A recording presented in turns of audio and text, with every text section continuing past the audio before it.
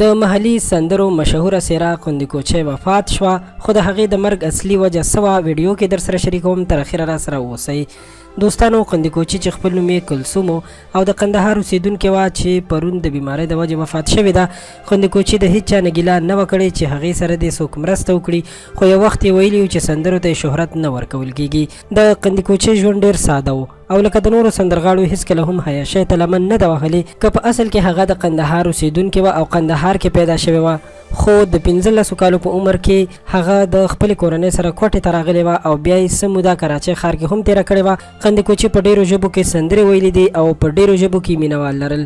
هغې د تیرو 28 کلونو راهیسې سندرې ویلې او د خپل ځانګړي غږ او انداز سره خپل مینوال ډېر زیات خوشحاله ساتل. په پښتو موسیقۍ کې د نارینه سندرغاړو سره ښځینه سندرغاړو هم پوره برخه اخیستې او له کلونو راهیسې ډېرې محلي او محفلي نندارې وړاندې کړي دي او سندرې ویلي دي چې په دې نومونو کې د قندي کوچۍ نوم د هیچا نه هم نشي پټېدی. د قندي کوچۍ مرګ د هغې کورنۍ سره سره د هغې مینوال هم خفه کړي دي او ډېرو خلکو د غم اظهار کړی دی.